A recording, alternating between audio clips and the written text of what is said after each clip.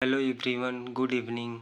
आज हम लोग कक्षा 9 की इंग्लिश का पहले लेसन का अध्ययन करेंगे, जिसका नाम है टॉम सॉयर। टॉम सॉयर कहानी का अध्ययन करने से पहले हम टॉम सॉयर के लेखक के बारे में जान लेंगे कि टॉम सॉयर के लेखक कौन हैं और उनकी क्या क्या ख्यातियाँ हैं, वह कैसी कैसी रचनाएं करते थे। सर्वप्रथम उन टॉम सॉयर के लेखक के बारे में जानते हैं। About the author. About the author मतलब ऑथर का मतलब होता है कवि या लेखक। लेखक के बारे में Mark Twain is the pseudonym of Samuel Langhorne Clemens. जो मार्क ट्वेन नाम है वह सैमुअल लॉन्गहर्न क्लीमेंट्स का उपनाम है। स्यूडोनिम मतलब होता है उपनाम। He is American writer and humourist. वह एक अमेरिकन राइटर मतलब होता है लेखक, एंड ह्यूमरिस्ट, और ह्यूमरिस्ट मतलब होता है हास्यकार या हास्य कवि। वह एक अमेरिकन लेखक और हास्य कवि हैं। He was born on November 30। उनका जन्म 30 नवंबर 1835 ईस्वी में इन फ्लोरिडा में मिसौरी नामक स्थान पर हुआ था। Mark Twain passed away on April 21, 1910 in New York. Mark Twain का जो निधन है, पास्ट अवे का मतलब होता है निधन हो जाना। मार्क ट्वेन का निधन 21 अप्रैल 1910 ईस्वी को न्यूयॉर्क में हुआ था। अब हिज वर्क्स, अब उनके वर्क्स के बारे में हम जानते हैं कि मार्क ट्वेन ने कैसे कैसे वर्क लिखे हैं। Twain was the first writer who wrote novel in the vernacular of America. Twain एक पहले राइटर हैं। Was the first writer, Twain पहले राइटर थे अमेरिका के, हु जो रोट नोवेल्स, जो नोवेल या उपन्यास को लिखे थे वर्नाकुलर ऑफ अमेरिका, अमेरिका की भाषा में, जो वहाँ की वर्नाकुलर की भाषा थी, जो नेटिव भाषा थी, उस भाषा में लिखने वाले ट्वेन पहले राइटर या लेखक थे। ही रोट रफिंग इट, उन्होंने लिखा था रफिंग इट को। कब लिखा था?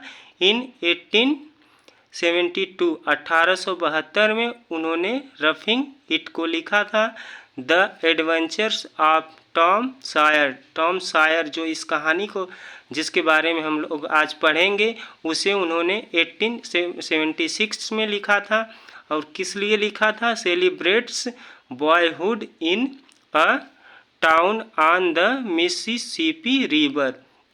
जब वह अपने बचपन की अवस्था में थी और मिसिसिपी रिवर के नज़दीक जो उनका गांव था, उसी गांव में वह जब सेलिब्रेट कर रहे थे, तो उसी समय इस टॉम सॉयर नामक कहानी को लिखे थे। The adventures of Huckleberry Finn is a fine fiction. जो इनकी सबसे अच्छी फिक्शन कृति है वह है the adventure of Huckleberry Finn. The adventure of Huckleberry Finn इनकी सबसे अच्छी कृति है। अब स्टोरी का हम सारांश समरी देख लेते हैं पहले, इसके बाद इस पूरा विस्तार से स्टोरी का चर्चा करेंगे स्टोरी पर। Summary of the lesson. Summary of the lesson का मतलब होता है कि पाठ का सारांश। टॉम सॉयर्स, यहाँ यस लगा है अपस्ट्रॉफी के रूप में, तो यस से यहाँ पर का सेंस आएगा, का अर्थ निकलेगा। Tom Sawyer's parents were died. Tom Sawyer के पेरेंट्स यानी कि माता पिता मर गए थे। He was the son of aunt Polly's sister. वह किनके बेटे थे? आंट पोलीज मतलब उनकी मौसी के, पोली, उनकी मौसी का नाम पोली है, उन्हीं के सिस्टर के बेटे थे। आंट पोली ब्रॉट हिम अप। आंट पोली ब्रॉट हिम, ब्रिंग अप का सेकेंड फॉर्म है जिसका मतलब होता है पालन पोषण करना। आंट पोली मतलब उनकी मौसी ने ही उनका पालन पोषण किया था। He was a naughty boy, वह एक शरारती लड़के थे। But aunt Polly was fond of him, लेकिन आंट पोली जो थी उनकी बहुत शौकीन थी।